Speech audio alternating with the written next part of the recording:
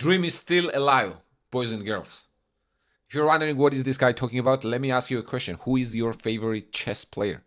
For me, personally, definition of favorite chess player has changed after being in the game over 2 decades, and now the games I enjoy watching the most are played by my friends or colleagues or players that I can relate to.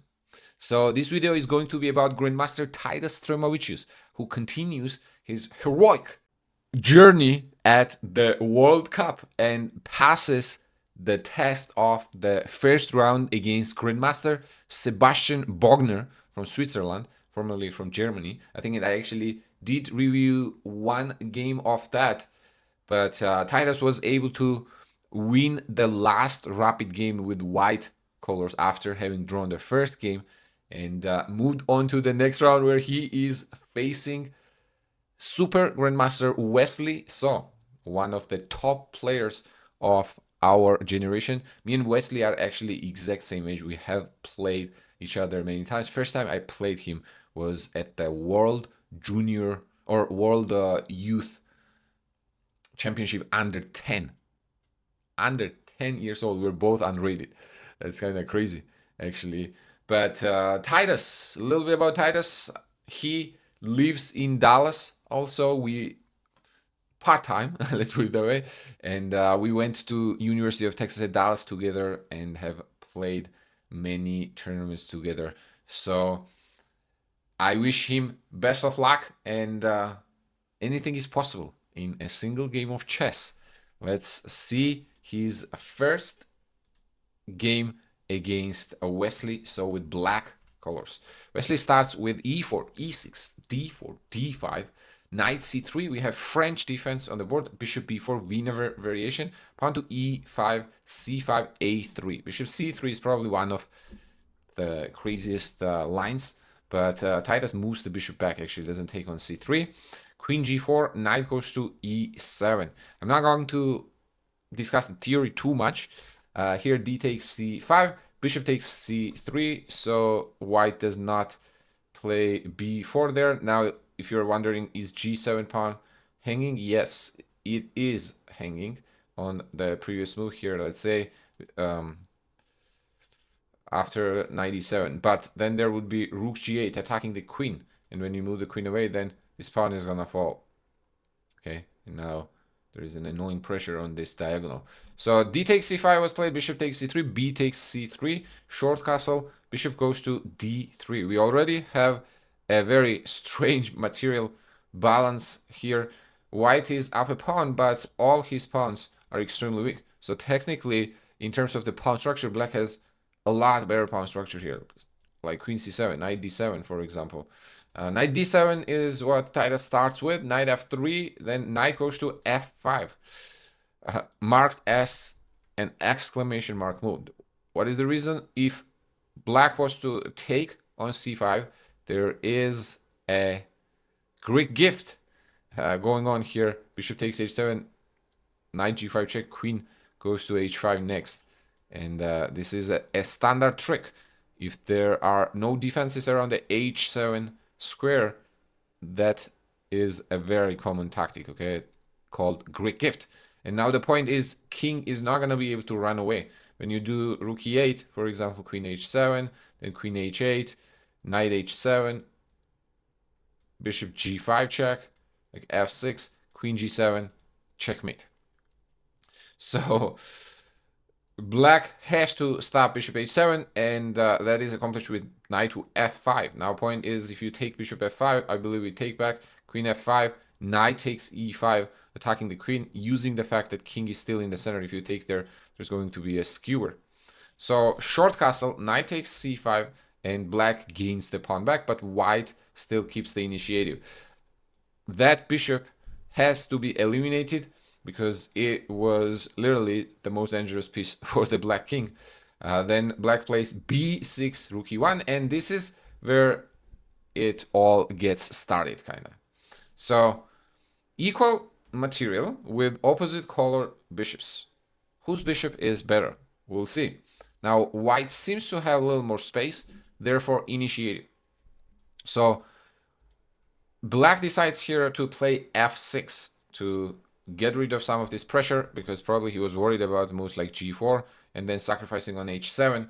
So pawn to f6, then few pawns get traded here. Now bishop e8, hit the queen, queen goes back to h3, pawns get traded here, and bishop g5. Apparently, instead of bishop g5, rook c1 would be better, but bishop g5 also seems very natural here, attacking the rook. Apparently, this was black's chance here to take over the initiative with move c3 and sacrifice an exchange like that. What is the point? What if you just move the knight away? Apparently, black has a lot of initiative here. So this would have been good for black for some reason. Like takes here, then what? Bishop g6, and white is somehow in trouble. Can you believe that? That's almost -3. That's kind of crazy.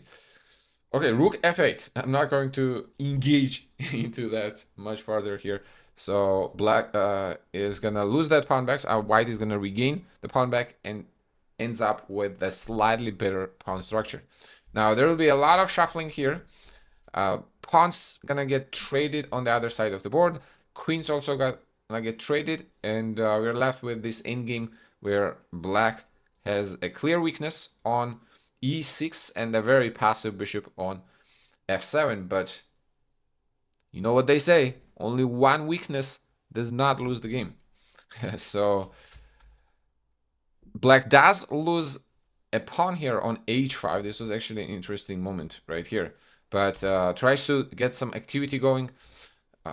Wesley keeps that extra pawn, and then we have a series of shuffles here. Basically, black's point is they want to stay active on the second rank and seek for counterplay into that. If rook moves knight e3 is a possibility. So white is gonna have difficulty here trading.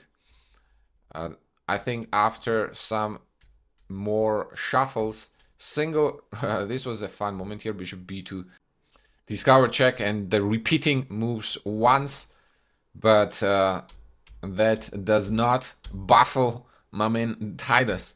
And now white has only one extra pawns. However, all the pawns are on the same side of the board. And knight is very strong at defending the same side of the board. Okay, on one side of the board, knight is usually quite efficient. So all good until you get punched in the face. There is a saying similar, that's the saying in boxing. In chess, the equivalent of that is everyone has a plan until they get low on time. They get low on seconds. That's what happens here. And somehow white manages to get the upper hand. Apparently, after king g4, this move rook e1 was a mistake. Knight e1, and for some reason knight c2, transferring the knight to c4 would have been better. But for seconds on the clock, this is basically impossible. We are on move 80 right now. So apparently king h5, check, then bishop h4, nope, king back to g4, and if you check again, king f5. So why not, what if you go here and back rook f1? Then apparently the point is rook d6 here, and then bishop e3, you chase the knight, king h5, rook h1, king g5, and this position is supposedly winning for white.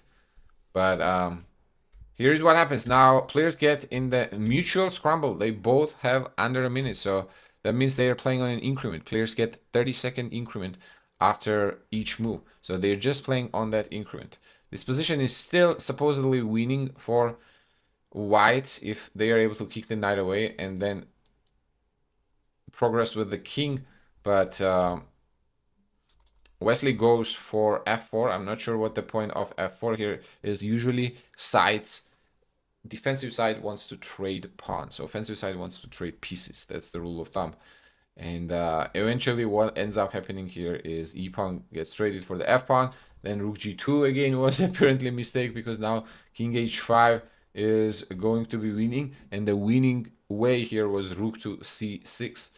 And if knight to d3, apparently rook c8, king goes to g7, bishop h6 check, king f6, rook f8 check, king moves again, g7, and the pawn is going to promote like that.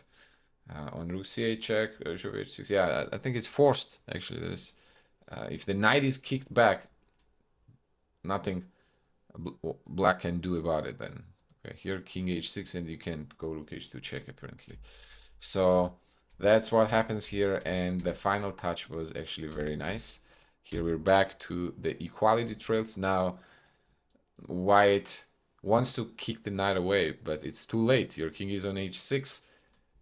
Rook h2 check, forcing the trade of rooks because king can't go anywhere, and now this pawn is not going anywhere because we're going to sacrifice the knight for it. And that is how the game is ended. Knight g5, knight f7 check, ending the game in style. So dream is alive, as I said from the start. Let's all wish Titas good luck in the second game tomorrow with white colors against Titas. We believe anything is possible in a single game of chess.